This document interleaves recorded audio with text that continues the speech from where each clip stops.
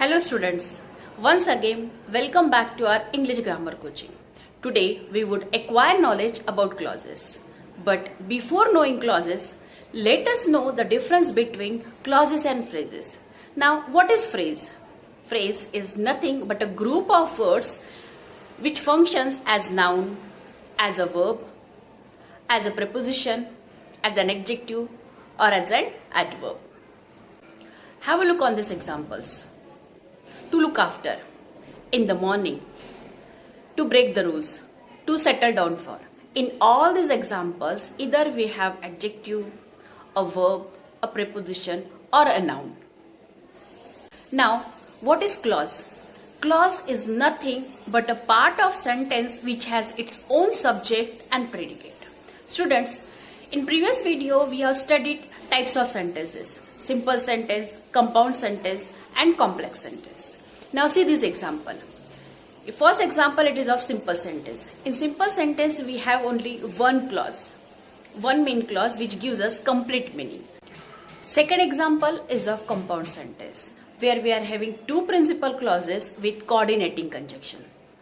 Third example is of complex sentence where we have one principal clause and one subordinate clause with subordinating conjunctions. Now it's clear that clause is nothing but a part of sentence which has its own subject and predicate. Now let us see the types of clauses. Of clauses. Principal clause. It is also known as independent clause. Principal clause means that part of the sentence which is independent and has its own meaning. Now see the example. You will succeed. This sentence, it has complete meaning, complete sense. That means this clause is not depend on any other sentence. Second, subordinate clause. It is also known as dependent clause. Subordinate clause means that part of the sentence which is dependent on the principal clause for its meaning, and also it begins with the subordinating conjunctions. So students, in two ways you can identify subordinate clause. First thing, it contains subordinating conjunctions. Then another thing that it hasn't complete sense, complete meaning. It is always depend on the principal clause. Okay. So now let's see the example. When the train came. So when the train came, the question arises, what happened next? That means it is dependent clause because it doesn't give complete meaning.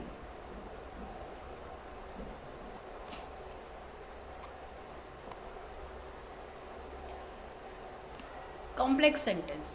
In complex sentence only we get one principal clause and one subordinate clause. It also contained one independent clause or one or more dependent clauses. Now see how to identify subordinate clause. So subordinate clause is always identified with the subordinators. Now see, what are the subordinators? WH words. So why, where, when, which, how, what, whose, whom, whatever, whenever, whichever. These all are the WH words and these are subordinators. Then if, though, that, before, after, because, unless, as, since. These are also subordinators. So always remember that subordinate clause is identified with the subordinating conjunctions. Okay. Now see the example. If you work hard, you will succeed. If you work hard, you will succeed. Now if it is subordinating conjunction, if I say if you work hard, then again the question arises because it doesn't give complete meaning. If you work hard, then what will happen, right? If I say if you work hard, you will succeed, then that means this if you work hard, this subordinate clause is depend on principal clause. And what is principal clause here? You will succeed, because it is giving complete meaning. Okay. Second example, when the train came, the crowd rushed into it. When the train came, it is subordinate clause. When it is subordinator. Okay, and it is not given complete meaning. When the train came, if I say the crowd rushed into it, then only we get complete meaning. This proof that he was innocent. This proof that it is subordinate clause because it is not giving complete meaning. He was innocent. It gives complete sense. So that means what I am saying, that subordinate clause is always come with subordinators. Okay, so the first identity of subordinate clause, that means it has subordinators, and second thing that it doesn't give us complete meaning. So before understanding clauses, you must understand what is subordinate clause. Students, once you know to identify subordinate clause, then it will be very easy for you to identify the types of subordinate clause.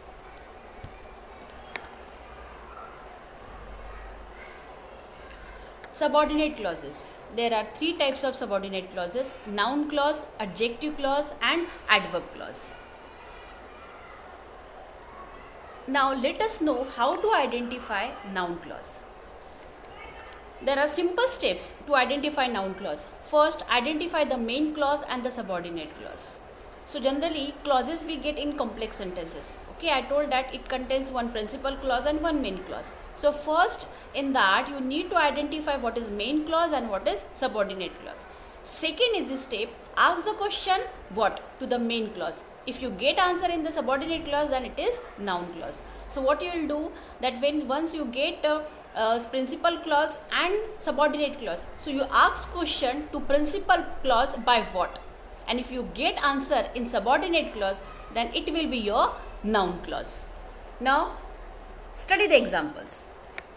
Please tell me who left his shoes on the floor. Now see here, with red color I have highlighted subordinate clause. Who left his shoes on the floor? So definitely it is not giving complete meaning. Okay, now what we have to do here, as it is noun clause, we have to ask question by what to the main clause. Now what is main clause here? Please tell me. So what to tell? Who left his shoes on the floor? That means we are getting answer in subordinate clause. Second example, I don't know. What I don't know? What is my fault? Okay, we are getting answer in subordinate clause. What is my fault? Third example, he knows very well. What does he know? Why didn't she come? We are getting answer in subordinate clause. So what did I tell? That we have to ask question by what to the main clause. I found. What did I find? What I love to do early in life. So what I love to do in early in life, it is subordinate clause, and we are getting answer in subordinate clause. I want to know. What do you want to know? What Karan has planned. Okay. I have a surprise for whoever wins the race. I have surprise for. It is main clause because it is giving complete meaning. Okay. So what surprise do we have? Whoever wins the race. So I am getting answer in subordinate clause. So what I told, how to identify noun clause? We will ask question by what to the main clause, and we will get answer in subordinate clause. So it is very simple way, very easy way to identify noun clause, that we have to ask question by what to the main clause, and you will get answer in subordinate clause. The second type of subordinate clause is adjective clause. Now see the steps to identify adjective clause. First, identify the main clause and the subordinate clause. Second, adjective clause does the work of adjective. It qualifies the noun in the main clause. That means in main clause you will find noun. First, always see noun in main clause, and the words which will describe the noun you will find in subordinate clause. That means first you have to search noun in main clause. Once you get noun in main clause, then see the words in subordinate clause which will qualify the noun, which will describe the noun in main clause.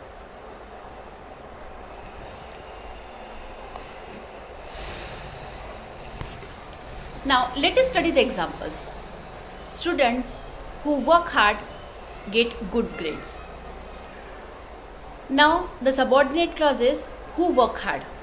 It is highlighted already in red color. I have highlighted what is subordinate clause. Now students get good grades. It is main clause. Now in main clause, what I told, we need to find a noun. Now what is noun? Students. Now students who work hard. So definitely in subordinate clause we are getting words which are describing noun. What is noun here? Student. So who work hard? Students. And that's why it is adjective clause. Let us study the examples. Students who work hard get good grades. Now what is the first step? You will first identify principal clause and then subordinate clause. Students get good grades, it is principal clause.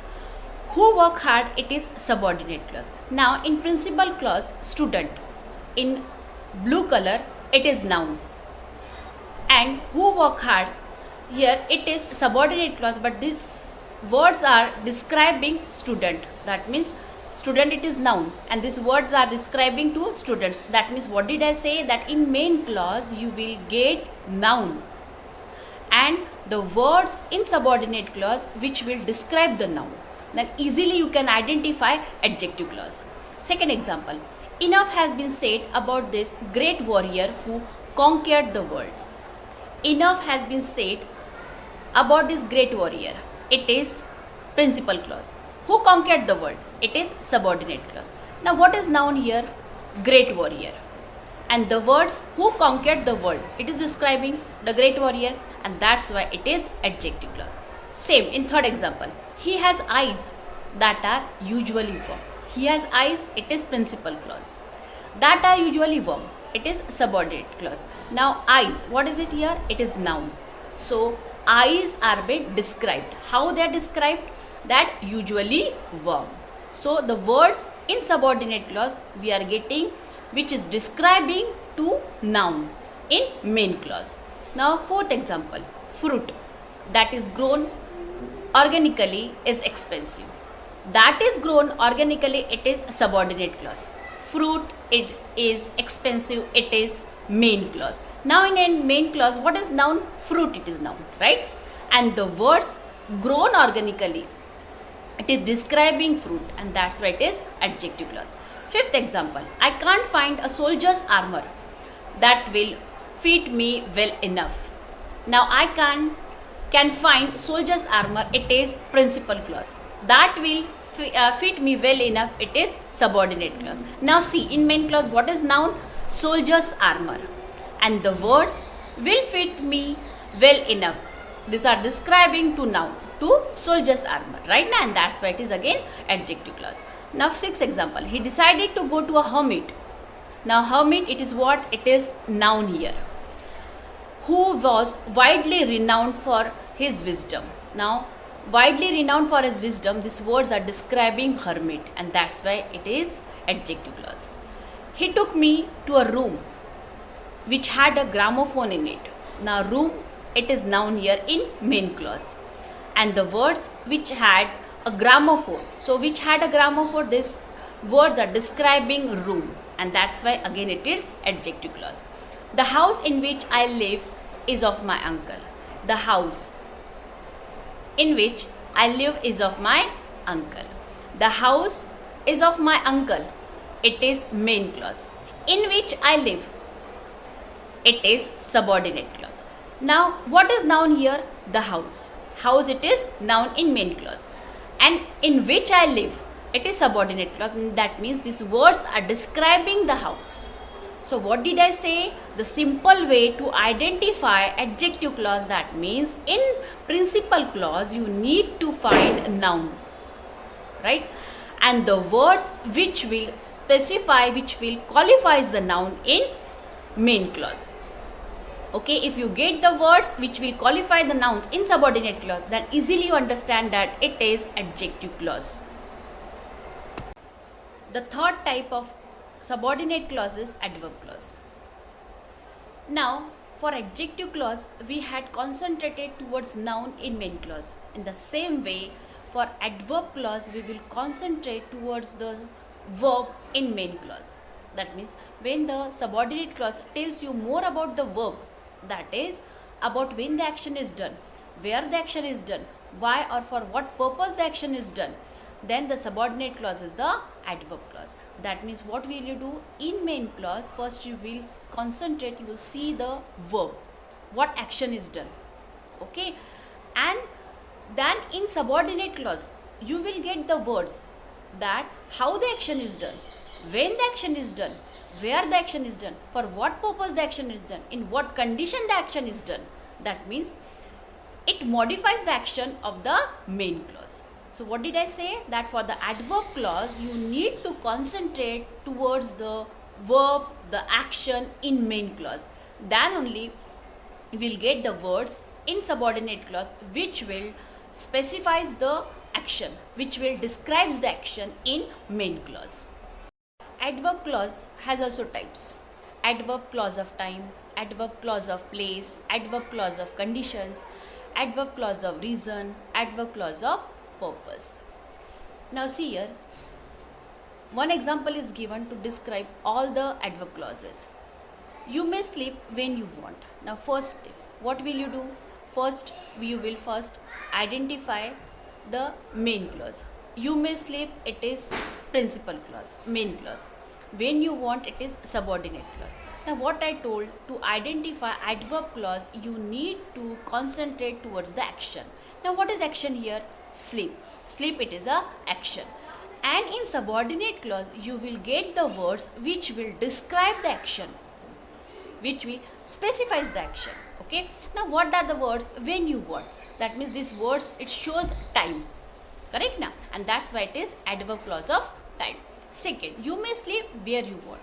Again, sleep, it is action in main clause. Where you want. This shows the place. Where you want, these words in subordinate clause, it shows the place, and that's why it is adverb clause of time.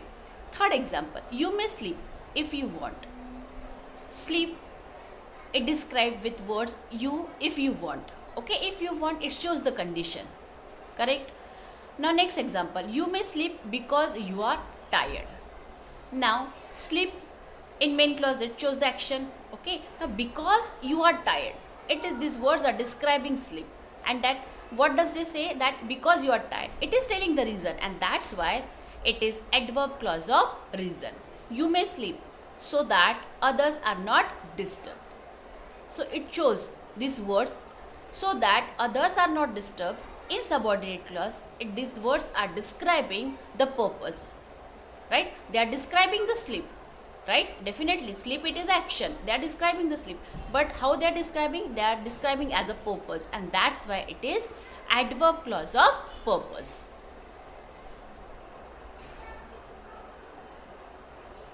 Firstly, what will you do?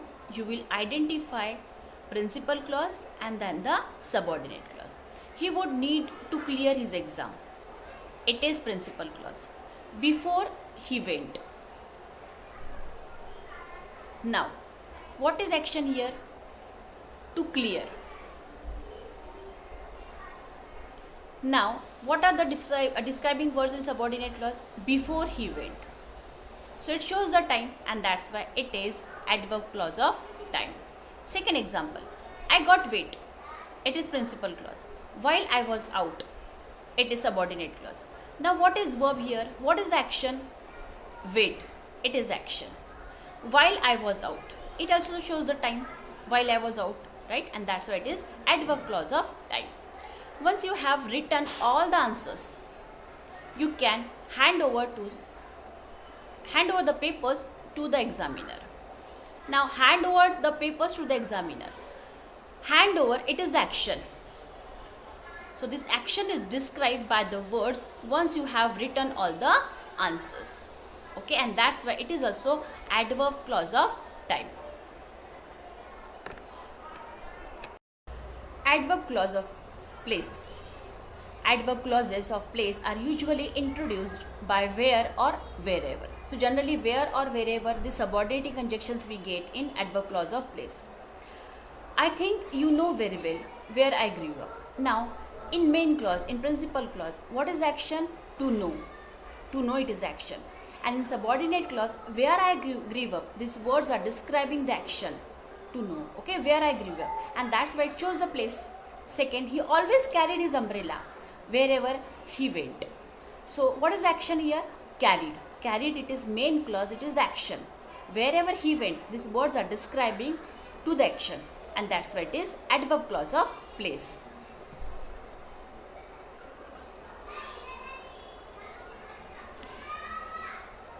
Adverb clause of condition. Students, it is very simple to identify adverb clause of condition because it always shows the condition in subordinate clause.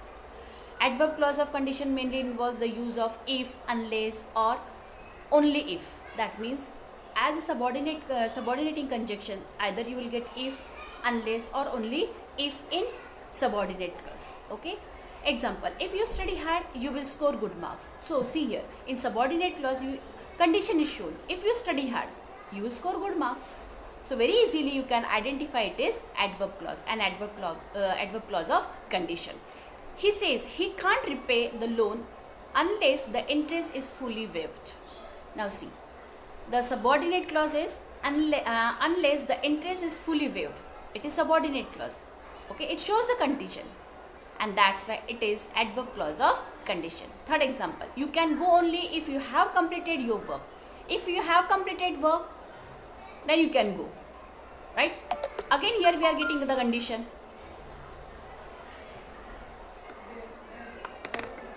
Unless you change your attitude, I won't be able to help you. Here again in subordinate clause we are getting condition. Unless you change your attitude, I won't be able to help you, and that's why it is adverb clause of condition.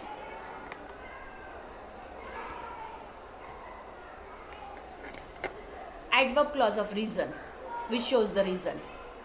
Reason clause is introduced by as, since or because. As you have strong willpower, you will face boldly all the difficulties.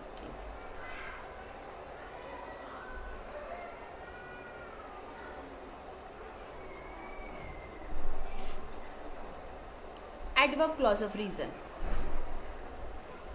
Reason clause is introduced by as, since and because. That means in adverb clause, in subordinate clause, if it is the reason clause, then definitely we will get as, since and because. As you have strong willpower, you will face boldly all the difficulties. Now see here, as you have strong willpower, it is subordinate clause. You will face boldly all the difficulties, it is principal clause.